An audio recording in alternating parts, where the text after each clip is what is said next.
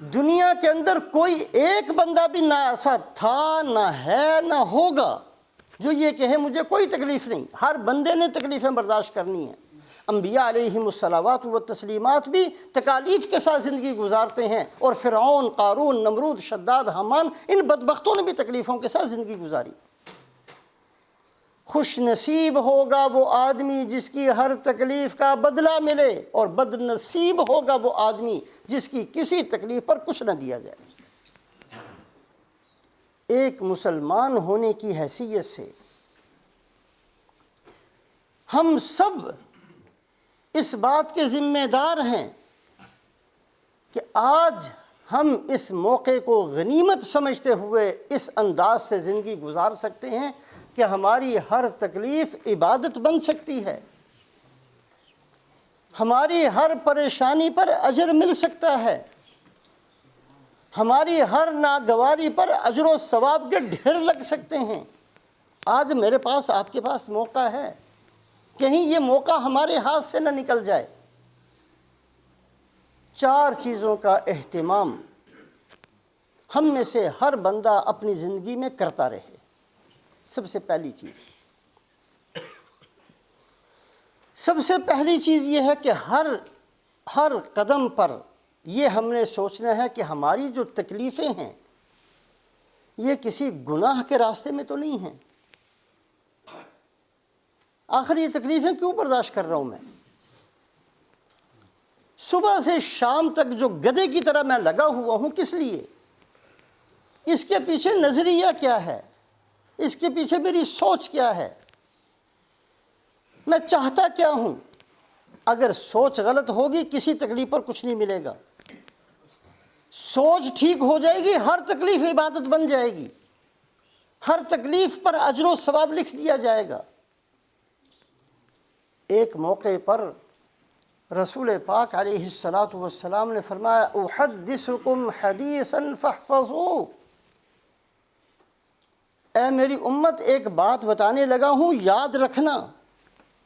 ویسے تو آپ صلی اللہ علیہ وسلم کی زبان مبارک سے جو نکلا وہ یاد رکھنا ہی چاہیے۔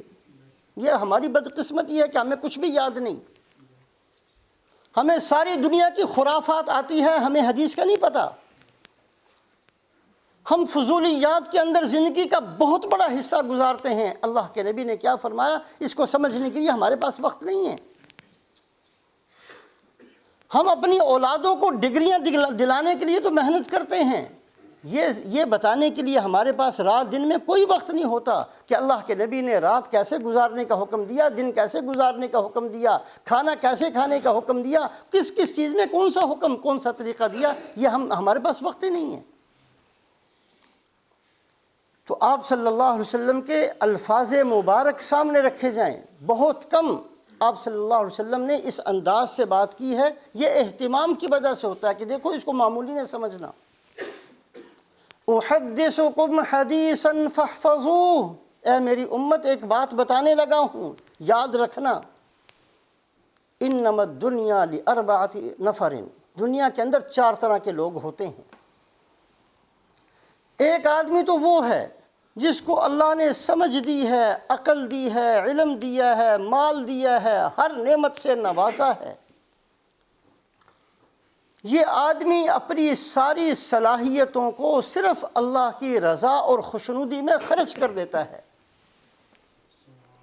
اللہ نے عقل دی ہے، اس کو استعمال کرتا ہے، اللہ نے سمجھ دی ہے، اس کو استعمال کرتا ہے اپنی آخرت کے بنانے میں اور اللہ کو راضی کرنے میں، اور اللہ کے نبی صلی اللہ علیہ وسلم کے اتباع کے اندر زندگی کی ہر نعمت کو یہ خرچ کرتا ہے۔ اللہ پاک قیامت والے دن اس کو سب سے اونچا درجہ دیں گے۔ دوسرا آدمی وہ ہے جس کو اللہ رب العزت نے مال تو نہیں دیا لیکن عقل اور سمجھ اور علم اللہ نے اس کو دیا ہے۔ وہ ہر وقت یہ سوچتا ہے کہ اگر میرے پاس بھی جتنا ہے وہ تو لگاتا ہے، لیکن اگر میرے پاس بھی مال ہوتا تو میں اللہ کا دیا ہوا مال ایسے ہی خرچ کرتا جیسے اس بندے نے خرچ کیا جس کو اللہ نے دین کی سمجھ دی۔ اس نے خرچ نہیں کیا لیکن اس کے باوجود اللہ اس کو خرچ کرنے والوں میں لکھ دیتے ہیں۔ اس نے صدقہ نہیں کیا، صدقے والوں میں نام لکھ دیا گیا، اس نے حج نہیں کیے، اللہ نے حاجیوں میں نام لکھ دیا، یہ عمرہ نہیں کر سکا، اللہ نے اس کے اندر جتنے اعمال خیر کے اندر یہ خرچ کرنے کی نیت کرتا رہا، اس کی نیت کی وجہ سے اللہ اس کا اجر و ثواب لکھتے رہے۔ تیسرا وہ آدمی ہے جس کو اللہ نے مال تو بہت دیا ہے لیکن عقل نہیں ہے، سمجھ نہیں ہے، یہ مال کو خرچ کرتا ہے صرف خواہشات کے اندر، حرام کاری کے اندر، بے حیائی کے کاموں کے اندر، اپنی نفسانی خواہشات کے اندر، صرف اس چیز کے اندر مال کو خرچ کرتا ہے کہ مجھے لوگ چودھری کہہ دیں، مجھے کوئی بڑا کہہ دے، مجھے کوئی آدمی بڑا سمجھ لے، میری تعریف کر دے۔ ان چیزوں کے اندر وہ لگا رہتا ہے، ساری صلاحیتیں اس چیز کے اندر خرچ کرتا رہتا ہے۔ قیامت والے دن اللہ پاک اس کو جہنم کے سب سے نیچے والے درجے میں رکھیں گے۔ اور چوتھا وہ آدمی ہے جس کے پاس نہ عقل، نہ مال، نہ سمجھ، کچھ بھی نہیں، لیکن اس کی نیت یہ ہے کہ اگر میرے پاس بھی مال ہوتا میں بھی اپنی خواہشات ایسے ہی پوری کرتا جیسے اس نے کی تھی، میں بھی بے حیائی کے وہ سارے کام کر سکتا تھا جو اس نے کیے، میں بھی اس طریقے سے اپنی بڑائی کو ثابت کرتا جیسے اس نے کیا۔ اس کے پاس ہے کچھ نہیں، کر نہیں سکا، لیکن اس کی بری نیت کی وجہ سے اللہ پاک اس کا حشر بھی اسی کے ساتھ کر دیں گے۔ قیامت والے دن بڑا خوش نصیب ہوگا وہ آدمی جس کی ہر تکلیف کو گن گن کر اللہ پاک اجر و ثواب اور بدلہ اس کو دیں، اور بد نصیب ہوں گے وہ آدمی جن کی ساری تکلیفیں دنیا کے لیے شمار کر دی جائیں، جن کی پریشانیاں دنیا کے لیے شمار کر کے اللہ کہیں کہ میرے پاس کچھ نہیں ہے اس کا بدلہ۔ تو چار چیزوں کا اہتمام ضروری ہے ایک مسلمان ہونے کی حیثیت سے، تاکہ ہماری ہر تکلیف پر ہمیں اجر و ثواب ملے۔ ایک تو یہ کہ ہر محنت سے پہلے، ہر تکلیف سے پہلے یہ سوچتے رہیں کہ ہماری یہ تکلیف کہیں دنیا کے کسی خواہش کی تکمیل کے لیے تو نہیں، کسی معصیت کے راستے میں تو نہیں، کسی نافرمانی کے اندر تو نہیں۔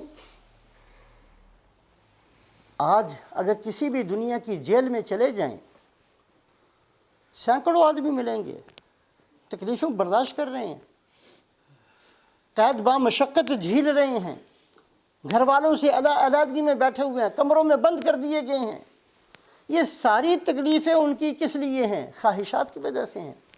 کسی نے چوری کی، کسی نے ظلم کیا، کسی نے زیادتی کی، کسی نے بے حیائی کا کام کیا، کسی نے قتل کیا۔ یہ ساری تکلیفیں تو انہوں نے بھی برداشت کی ہیں، لیکن یہ تکلیفیں چونکہ اللہ کی رضا کے لیے نہیں تھیں، معصیت کے راستے میں تھیں، اس کا دنیا کے اندر بھی نقصان، آخرت میں بھی کوئی بدلہ نہیں۔ جن لوگوں نے تکلیفیں برداشت کی ہیں اللہ کی رضا کے لیے، اللہ پاک ایک ایک تکلیف کا بدلہ قیامت والے دن اس کو دیں گے۔ ایک تو ہم میں سے ہر آدمی اپنی زندگی کے اندر بار بار اس بات کو دیکھتا رہے کہ میری تکلیفیں ہیں کس لیے، میں جو محنت میں لگا ہوا ہوں میری نیت کیا ہے، میرا مقصود کیا ہے۔ اگر خدا نہ خواستہ ہم میں سے کسی کی نیت ٹھیک نہیں ہے، آج موقع ہے ہم اس کو ٹھیک کر سکتے ہیں۔ اگر نیت بڑا بننے کی ہے اس نیت کو ختم کر سکتے ہیں۔ اگر نیت کسی گناہ کے اندر لگنے کی ہے اس نیت کو ختم کر سکتے ہیں، بدل سکتے ہیں اپنی نیتوں کو، اپنی تکلیفوں کو نیکیاں بنا کر اپنے نامہ اعمال میں لکھوایا جا سکتا ہے، آج صرف اپنی نیت کو بدل دینے کی وجہ سے۔ ایک تو اس بات کا اہتمام ہم سب کریں کہ اس بات کو سوچتے رہیں کہ ہماری تکالیف کے پیچھے نظریہ کیا ہے، ہماری تکالیف کے پیچھے ہماری نیتیں کون سی ہیں۔ اگر نیتیں ٹھیک نہیں ہیں نیتوں کو ٹھیک کریں۔